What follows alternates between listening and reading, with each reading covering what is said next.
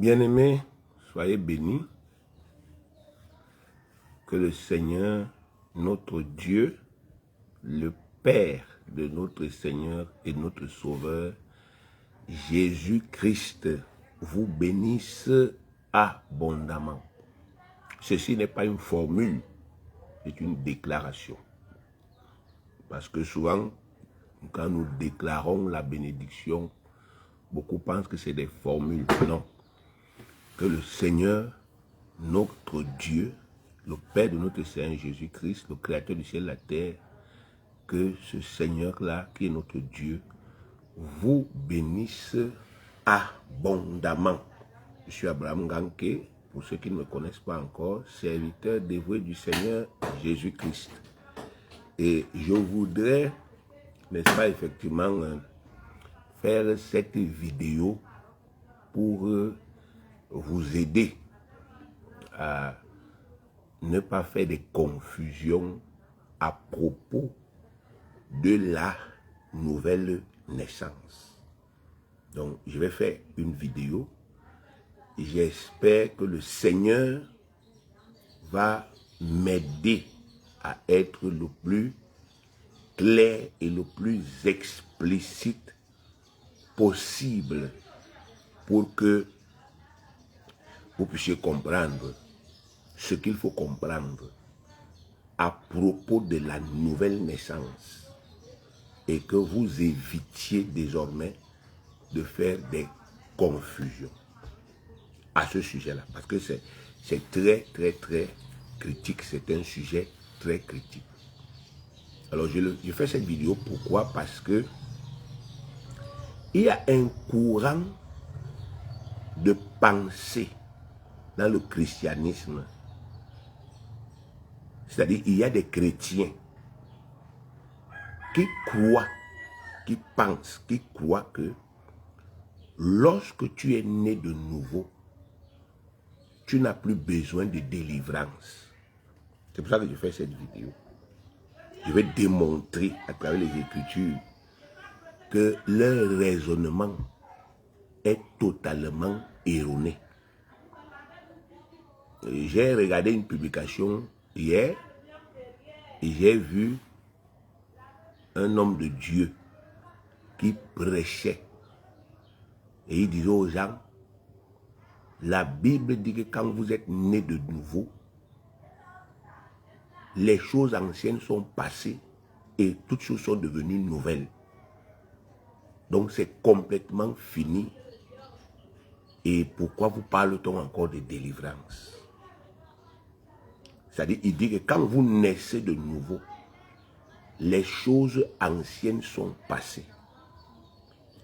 Et voici, toutes choses sont devenues nouvelles. Il a cité 2 Corinthiens chapitre 5, verset 17. Et il s'est appuyé dessus pour dire que quand vous êtes né de nouveau, vous n'avez plus besoin de délivrance. Donc ça suppose que quand un pasteur vous parle de délivrance, il est en train, n'est-ce pas, effectivement, de vous tromper ou de vous mentir. Et nous, on ne peut pas accepter ce genre de faux raisonnement parce que c'est un faux enseignement. Pour commencer, vous devez savoir que on ne fait pas d'interprétation particulière de la parole de Dieu.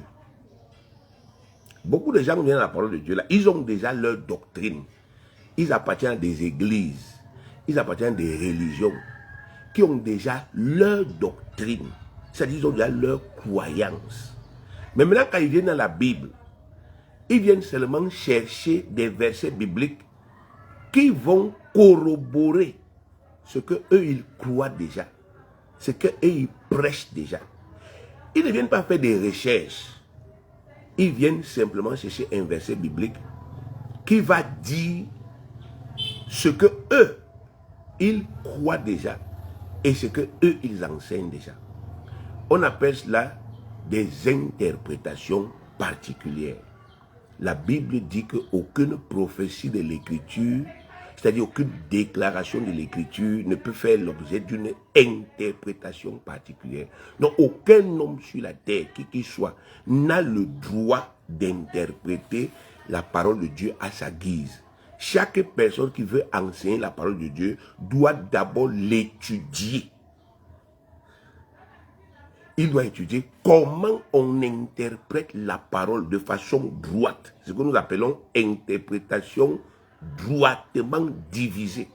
Ou bien parole de Dieu droitement divisée, c'est-à-dire droitement coupée. Il ne faut pas enseigner les choses aux gens parce que vous êtes convaincus. L'intime conviction, la sincérité, ce n'est pas une garantie de vérité. Vous pouvez être sincère dans ce que vous racontez, mais vous n'êtes pas dans la vérité. Jésus a dit dans Jean 8, verset 31 à 32, aux gens qui avaient cru en lui, les Juifs qui avaient cru en lui quand il était sur la terre, si vous demeurez dans ma parole, vous êtes vraiment mes disciples, vous connaîtrez la vérité et la vérité vous affranchira. Donc, quand quelqu'un dit, il est écrit dans la Bible que si tu nais de nouveau, tu es délivré et tu n'as plus besoin de délivrance, c'est faux. Parce que ce n'est pas écrit. Ce n'est pas ce qui est écrit dans la Bible. On ne cherche pas un verset et on s'appuie dessus pour, n'est-ce pas, effectivement, développer une théorie. La Bible n'a jamais dit que si tu nais de nouveau, tu es devenu une nouvelle création. Ce n'est pas ce qui est écrit. Lisons ce qui est écrit. Allons dans 2 Corinthiens. 2 Corinthiens chapitre 5. 2 Corinthiens. Prenez vos Bibles parce que ce qui fait aussi que, bon, souvent vous là, on vous trompe facilement. C'est parce que vous ne lisez pas la Bible telle qu'elle est. Je lis 2 Corinthiens chapitre 5, le verset 17. Il est écrit, si quelqu'un est en Christ, il est une nouvelle créature. Donc c'est normalement création. Ici, ce n'est pas créature, c'est le mot création. Je reprends. Si quelqu'un est en Christ, il est une nouvelle création. Les choses anciennes sont passées. Voici, toutes choses sont devenues nouvelles. Vous entendez ça? Est-ce que vous entendez? Vous avez entendu né de nouveau ici? Non. Il a dit, si quelqu'un est en Christ. Il n'a pas dit si Christ est en quelqu'un. Si quelqu'un est en Christ.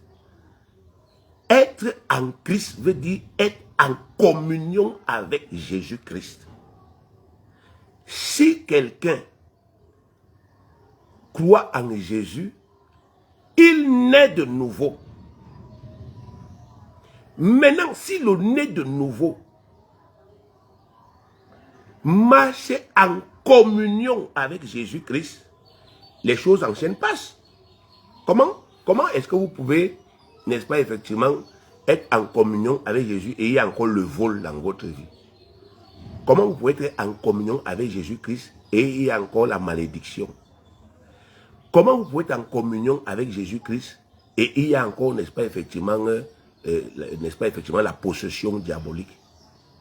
Comment vous pouvez être en communion avec Jésus-Christ et il y a encore, n'est-ce pas, effectivement, les blocages ou la condamnation? Si vous êtes en communion, le mot communion en grec, c'est le mot koinonia, qui veut dire plein partage. Donc, le texte que les gens utilisent pour dire, si tu nais de nouveau, les choses anciennes sont passées, c'est un texte qui sort de son contexte, parce qu'on ne parle pas de nouvelle naissance, on parle de communion. La nouvelle naissance, c'est une chose. La communion, c'est une autre chose. La nouvelle naissance, c'est une chose. Et je vais vous expliquer ce que c'est que la nouvelle naissance. Et la communion, c'est une autre chose. Il n'est écrit nulle part dans la Bible que si tu nais de nouveau, tu n'as plus besoin de délivrance. Ça, c'est un faux enseignement. C'est un faux enseignement. Il est écrit que si tu es en Christ, toi qui es né de nouveau, si tu marches en communion avec Christ, alors les anciennes choses dans ta vie passent et les choses nouvelles s'établissent. C'est aussi simple que ça. Ce n'est pas compliqué.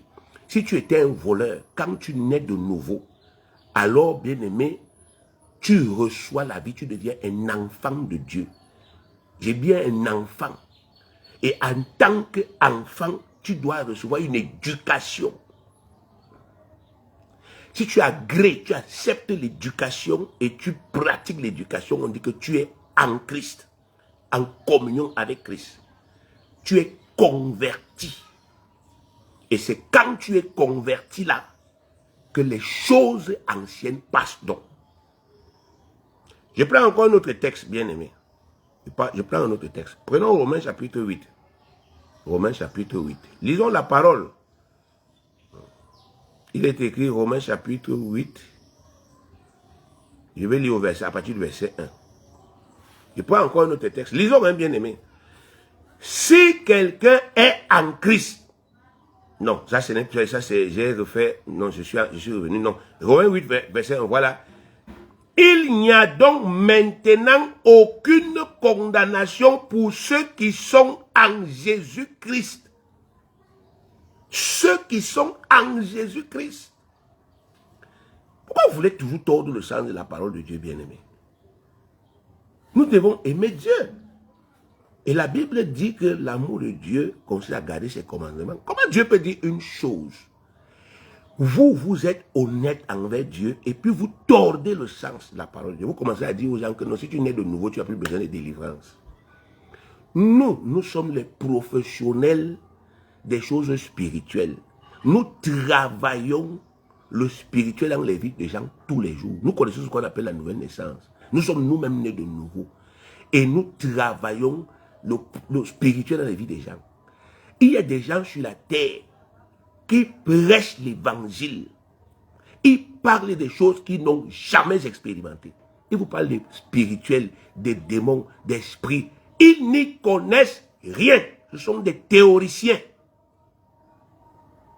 Mais ce que nous constatons, c'est que ces théoriciens veulent, n'est-ce pas, effectivement, s'ériger en enseignant des choses qu'ils ne connaissent pas. Un peu d'humilité, ça ne peut pas vous tuer. Un peu d'humilité. Regardez ce qu'il dit. Il n'y a donc maintenant aucune condamnation pour ceux qui sont en Jésus-Christ. Si quelqu'un est en Christ, ceux qui sont en Christ, on ne dit pas ceux en qui Christ est. Ça, c'est autre chose. La nouvelle naissance, c'est Christ qui vient en toi. Christ en moi, il vient en moi. Le Saint-Esprit vient en moi. Je nais de nouveau. Le mot naître veut dire commencer. La nouvelle naissance, c'est un nouveau commencement. C'est quand l'Esprit vient. Avant que je ne naisse de nouveau, je suis ce qu'on appelle un mort spirituel. Un mort sur le plan de l'Esprit de Dieu. Je ne l'ai pas. Je n'ai pas l'Esprit de Dieu. Mais quand je confesse Jésus-Christ, un miracle se passe dans ma vie. Dieu implante en moi son esprit et je nais de nouveau. Je nais de nouveau. Et Jésus-Christ a expliqué le processus de la nouvelle naissance. C'est dans Jean chapitre 3. Il dit, naître d'eau et d'esprit. Il y a d'autres scientifiques qui ont compris que ça veut dire être baptisé dans l'eau. Et ils font des procès aux gens. On t'a baptisé dans quelle rivière? Moi, on ne m'a jamais baptisé dans l'eau. Et je ne baptise jamais des gens dans l'eau. La Bible a dit que le baptême d'eau, c'est le baptême de Jean-Baptiste, par immersion ou par je ne sais pas quoi. Jésus-Christ a dit naître d'eau. Naître. Vous voulez qu'on parle quel français? Naître. Le mot naître a une signification en français comme dans votre langue. Naître veut dire commencer. La naissance, c'est la genèse. Naître d'eau. L'eau dans la parole de Dieu, ce n'est pas l'eau physique. L'eau dans la Bible, c'est la parole de Dieu. La parole de Dieu est l'eau. L'eau vive. Il y a plein de textes comme ça. Vous lisez dans, n'est-ce pas, effectivement, Ésaïe chapitre 55, chapitre 8, 55, vous lisez à partir du verset 10 jusqu'au verset 11. Comme la pluie et la neige descendent des cieux et n'y retournent point, sans avoir arrosé la terre, fécondé la terre, donner du pain à celui qui mange et la semence à celui qui sème. Ainsi en est-il de ma parole qui est sortie de ma bouche. Ma parole est comme l'eau. Jean chapitre 4, Jésus-Christ parle avec une femme au puits. Et il dit à la femme là, si tu savais qui était celui qui te dit donne-moi à boire, tu lui aurais demandé à boire, il t'aurait donné à boire de l'eau vive. L'eau vive là, c'est quoi? C'est la parole de Dieu. La parole de Dieu, c'est l'eau. Dans Jean chapitre 3, Jésus dit naître d'eau. Commencez par la parole. Et recevez la parole. Si vous n'acceptez pas d'écouter la parole, d'accepter la parole, vous ne pourrez jamais recevoir le Saint-Esprit, donc vous ne pourrez pas naître de, vous ne pourrez pas naître de nouveau, pardon. Le processus, c'est commencer par écouter la bonne nouvelle. C'est pourquoi les ministres ont le premier travail des ministres, c'est la prédication. La prédication, c'est quoi? La sémence. Jésus-Christ a parlé, le semeur est sorti. Semer quoi? La parole. Il parle. Les paroles sortent de sa bouche. Les paroles là possèdent la vie en elles. Ça a la capacité de créer en nous la foi. Et quand la foi, elle attaque, on applique simplement les lois et le miracle se passe. La nouvelle naissance, c'est le miracle qui fait de nous des enfants de Dieu. Le jour où vous confessez Jésus-Christ, vous êtes né de nouveau. Ça, c'est ce qui se passe dans cette administration biblique. Nous sommes dans la 5e période de la Bible, qui s'appelle la période de l'Église de la grâce. Avant que Jésus-Christ ne meure, ne ressuscite, ne monte au ciel, ne s'asseye à la droite de son Père, il n'y a jamais eu de nouvelle naissance sur la terre. Jamais. Personne n'est né de nouveau avant la Pentecôte. La nouvelle naissance est propre en cette époque-ci. C'est à partir des Actes des Apôtres chapitre 2, le verset 4, que les gens sont nés de nouveau. Le Saint-Esprit est entré dans les premiers, ils ont parlé en langue, l'Église est née. Donc, lorsqu'aujourd'hui, quelqu'un écoute l'évangile et il croit en cet évangile, et il pratique Romains 19. Vous comprenez pourquoi dans tous les posts, les vidéos, les diffusions que je fais, j'insiste sur confesser Jésus comme votre Seigneur. Parce que c'est ça la clé pour que ce miracle se réalise. Écoutez l'évangile, croyez en Jésus et confessez-le comme votre Seigneur. Vous naîtrez de nouveau. C'est automatique. Regardez, allons encore dans un autre texte. Allons dans Éphésiens. Éphésiens, allons chapitre 1. Chapitre 1, lisons au verset 13. Lisons au verset 13. Il est écrit, on parle des croyants d'Éphèse. On dit en lui, c'est-à-dire en Jésus. Vous aussi, après avoir entendu la parole de la vérité, l'évangile de votre salut, en lui, vous avez cru et vous avez été scellés du Saint-Esprit qui avait été promis, lequel est un gage de notre héritage pour la rédemption de ce que Dieu s'est acquis à la louange de sa gloire. Donc on dit quoi? Le jour où vous confessez Jésus, après avoir écouté la bonne nouvelle, c'est automatique, vous naissez de nouveau. Donc dans Jean 3, Jésus-Christ ne parle pas de baptême d'eau. Jésus-Christ n'est pas venu baptiser les gens dans l'eau. Il faut qu'on perce cet abcès parce que vous êtes toujours là en train de croire. Quand Jésus-Christ parle de baptême, il parle du baptême du Saint-Esprit. Jésus-Christ est venu pour baptiser les gens du Saint-Esprit. Quand vous lisez, n'est-ce pas, effectivement, dans Actes des Apôtres, chapitre 1, vous lisez le premier chapitre, et il dit, à partir du verset 4 là et 5, il dit à ses disciples que Jean a baptisé d'eau. Il prononce le nom de Jean-Baptiste. Il dit, Jean est venu baptiser les gens dans l'eau. Quand Jean-Baptiste baptisait les gens dans l'eau, il faisait comment? Il versait l'eau sur eux. Il est trempé dans l'eau. Il est trempé dans l'eau. Ils étaient baptisés dans l'eau au nom de Jean-Baptiste. Jean-Baptiste n'a jamais fait ça au nom de quelqu'un d'autre. Et Jésus qui dit, il vous a baptisé dans l'eau. Mais maintenant là, vous allez recevoir ce que le Père avait promis. Bon, si Jean avait apporté ce que le Père avait promis, pourquoi est-ce que Jésus-Christ, n'est-ce pas, effectivement, vient encore parler de ce que le Père a promis? Parce que Jean n'a pas apporté ce que le Père a promis. Jean ne l'a pas apporté, bien-aimé. Et il dit, ce que le Père a promis, c'est le Saint-Esprit. Vous recevez le Saint-Esprit. Qu'est-ce qui est dû dedans? Qu'est-ce qui est dû dedans? Pourquoi vous voulez toujours qu'il y ait des conflits dans l'église? Parce que vous avez déjà vos croyances, vos enseignements religieux. Vous ne voulez plus changer vos logiciels. C'est écrit noir sur blanc dans la Bible. La nouvelle naissance, c'est le baptême du Saint-Esprit. Le baptême du Saint-Esprit. Baptiser, ça veut dire immerger, plonger à l'intérieur. C'est ça la nouvelle naissance. Et ça se passe quand on confesse Jésus-Christ comme notre Seigneur. Un point, un trait. Il n'y a pas de magie dedans, il n'y a pas de sorcellerie dedans. Nous confessons le Seigneur Jésus-Christ et nous naissons de nouveau parce que nous sommes dans la 5e période biblique qui est la période de l'église de la grâce. Nous sommes des graciés. Donc aujourd'hui, si quelqu'un... Écoutez, hein, je vais essayer de vous expliquer les choses simplement.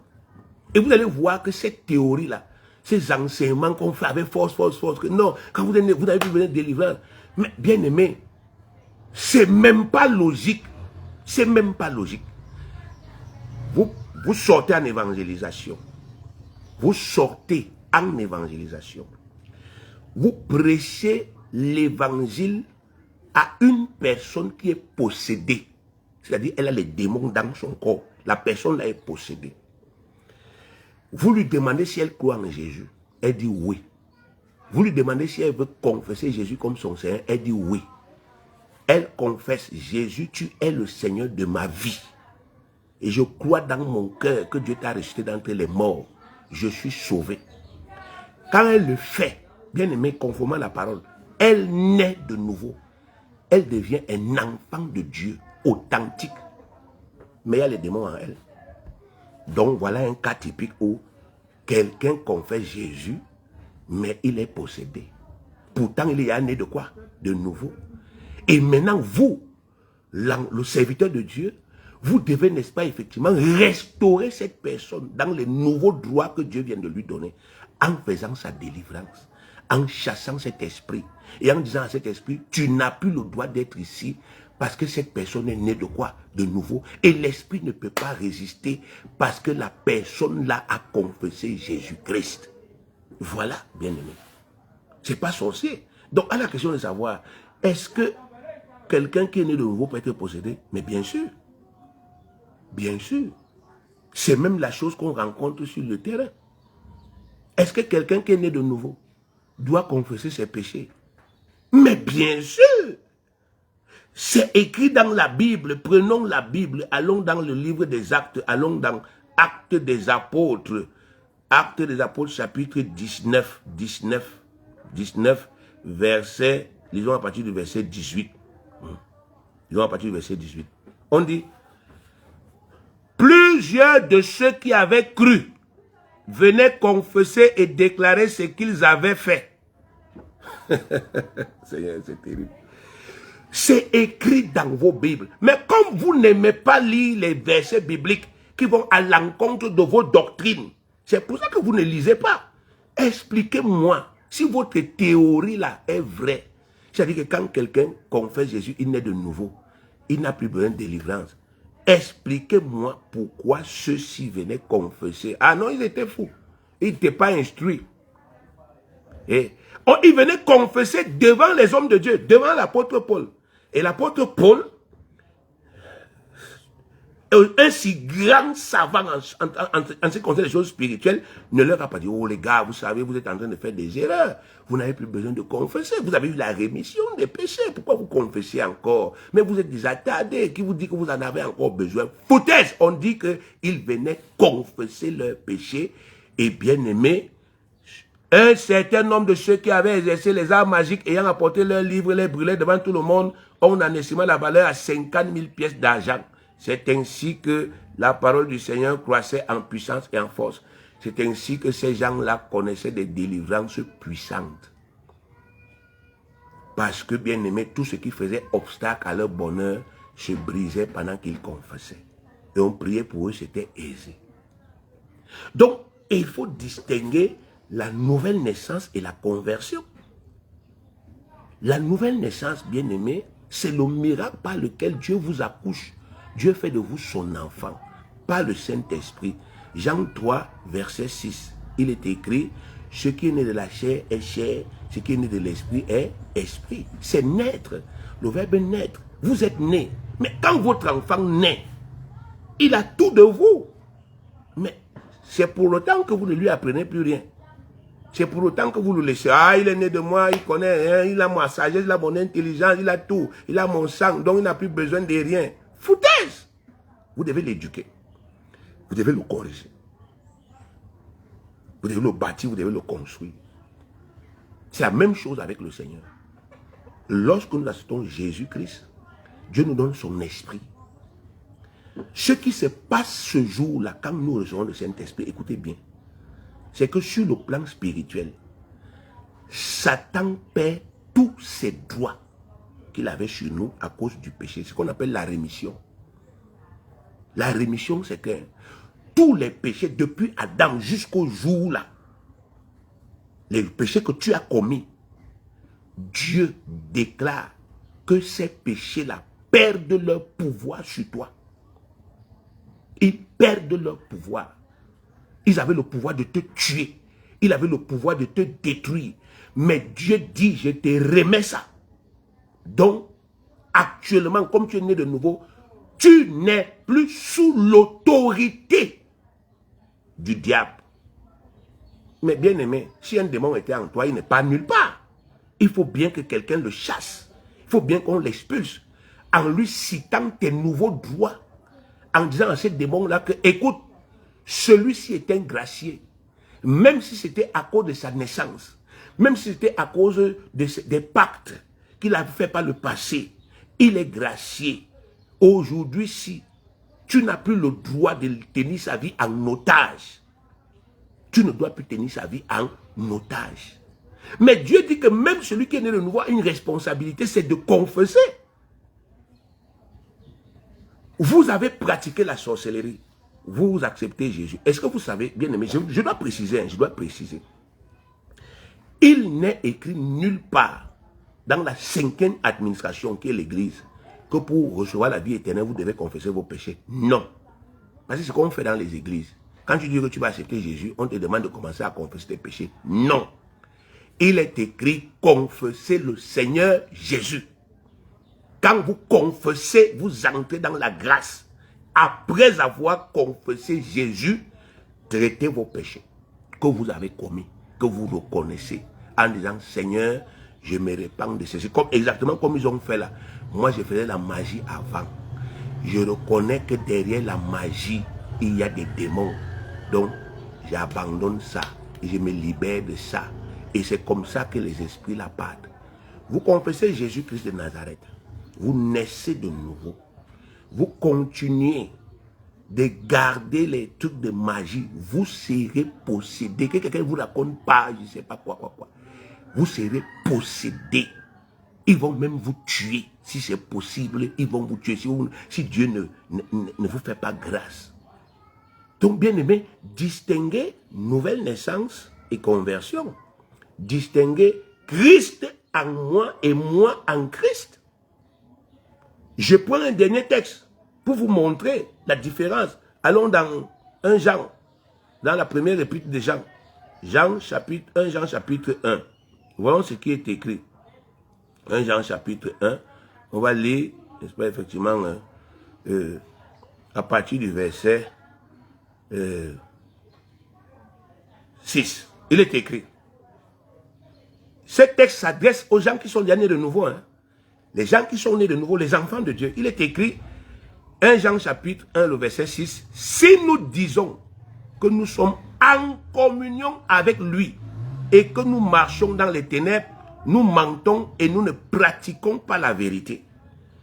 Mais si nous marchons dans la lumière, comme il est lui-même la lumière, il n'y a pas le mot dans là, il est lui-même la lumière, nous sommes mutuellement en communion et le sang de Jésus, son Fils, nous purifie de tout péché. Vous voyez la condition? Il faut que vous marchiez en communion avec Jésus-Christ pour que les choses anciennes passent. 1. Vous naissez de nouveau en confessant Jésus-Christ. 2. Vous confessez vos propres péchés. Et le pouvoir de ces esprits est brisé dans votre vie et vous pouvez commencer à jouir pleinement, n'est-ce pas, effectivement, de tout ce que Jésus-Christ a fait pour vous. 3, vous marchez en communion avec le Seigneur Jésus-Christ. Et les choses anciennes passent et toutes choses deviennent nouvelles. On dit donc que vous êtes un chrétien, c'est-à-dire un disciple de Christ. Parce qu'on voit Christ en vous. Mais ce n'est pas tout enfant de Dieu qui est un chrétien. Il y a des enfants de Dieu qui ne sont pas des chrétiens. L'apôtre Paul en parle. Dans, n'est-ce pas, effectivement, comment vous appelez, dans son épître aux Philippiens. Il dit qu'il y a parmi nous des nés de nouveau qui vivent pour leur chair. Ils ont pour Dieu leur ventre. Mais ils sont nés de nouveau, mais ils ne sont pas convertis. Est-ce qu'ils sont des enfants de Dieu? Oui. Ils sont nés de nouveau. L'Esprit de Dieu est en eux. Et dans cette administration, l'Esprit ne nous a pas été donné sous condition. L'Esprit n'est pas venu en moi sous condition que je ne vais jamais pécher. Ce n'est pas écrit. C'est faux. L'Esprit est venu en moi comme un don gratuit. Dieu m'a donné gratuitement sa vie. Il a fait de moi gratuitement son enfant.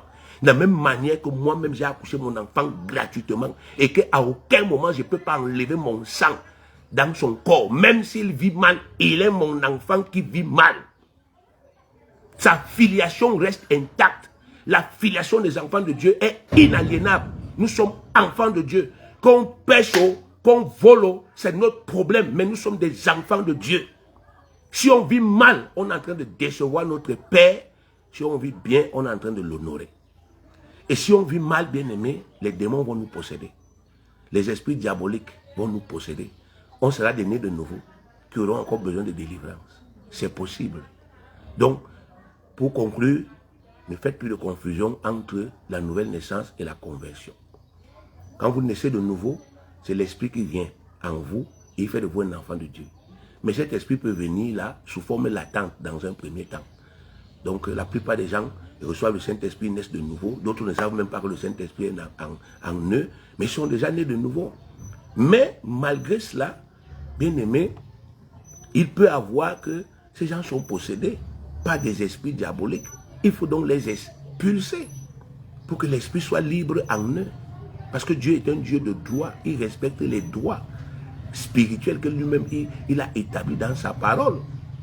Et pour étayer cela, bien aimé, je voudrais préciser que c'est le travail que nous faisons. C'est parce que nous ne sommes pas comme certains pasteurs qui font la publicité des délivrances à la télé. Je peux vous montrer des vidéos de délivrance. Des gens qui sont nés de nouveau, qui ont confessé Jésus-Christ, à moins que vous me preniez pour un imbécile que je ne connais pas ce qu'on appelle la nouvelle naissance. Peut-être, je ne connais pas. Peut-être moi je suis un con, je ne connais pas la nouvelle naissance. Peut-être les gens pensent ça. Que nous sommes des petits prétentieux, on ne connaît rien parce qu'on n'a pas de Mercedes ou bien je ne sais pas quoi. Mais bien aimé, c'est sur les faits. Sur le terrain, nous voyons des gens qui confessent le Seigneur Jésus-Christ de Nazareth. Ils naissent de nouveau, mais ils ont besoin de délivrance. Donc, qu'on ne vous dise plus jamais que quand vous êtes né de nouveau, les choses anciennes sont passées. Non. Il y a une différence entre ce qui est un potentiel et ce qui est en activité. Il y a une très grande différence. Et ne nous stigmatisez plus. Parce que moi, j'aimerais que ces gens qui font la critique, là, qui viennent un peu nous rejoindre sur le terrain, qui viennent nous trouver sur le terrain, qu'on aille sur le terrain, allons sur le terrain. Ne restons pas dans notre petit confort, parce qu'on a les moyens, parce qu'on est dans les pays développés, parce qu'on est ceci, on se met à critiquer. Venez sur le terrain. Allons sur le terrain, allons dans le champ d'évangélisation. Et vous allez me raconter ce que vous racontez là. Allons voir les réalités. Et vous allez dire à quelqu'un, et vous allez m'expliquer, n'est-ce pas, effectivement, si cette histoire marche. Parce que ça ne marche pas. Vous naissez de nouveau, vous recevez le Saint-Esprit en vous. Et quand il est en vous, il fait de vous un enfant de Dieu. Mais maintenant, vous avez besoin de conversion. Et la démarche de conversion, il est nécessaire que vous confessiez vos péchés et qu'on fasse la délivrance. On brise, n'est-ce pas, tout ce qui pourrait vous empêcher. Vous pouvez encore voir une dernière illustration. Quand Jésus-Christ ressuscite Lazare, qu'est-ce qui se passe? Il dit, Lazare sort. Lazare sort. Mais on dit que le mort sorti, est-ce qu'il était encore mort? Si, non, il n'était plus mort, il était vivant. Mais Jésus a dit aux gens qui étaient là, déliez-le. Voilà une illustration. Nouvelle naissance et délivrance. Donc quelqu'un est mort et Jésus lui donne la vie que nous on ne peut pas lui donner. Et Jésus lui dit aux gens vivants qui étaient là que détachez-le. Enlevez ce truc qu'il a sur le corps là pour qu'il soit libre de ses mouvements. C'est ça le sens de la délivrance. Pour ceux qui sont nés de quoi? De nouveau. On doit enlever les trucs qui les empêchent d'avancer. On doit les libérer de tout ça et les laisser. Il y a, n'est-ce pas, effectivement, l'aspect pratique. Et cet aspect pratique-là, bien aimé, Dieu a bien voulu que nous en soyons des experts. Et nous en sommes des experts. Par la grâce de Dieu, nous parlons de ce que nous connaissons et nous voyons, nous avons les preuves. Donc quand quelqu'un veut critiquer, là, qu'il vienne nous montrer ses preuves. Que Dieu vous bénisse.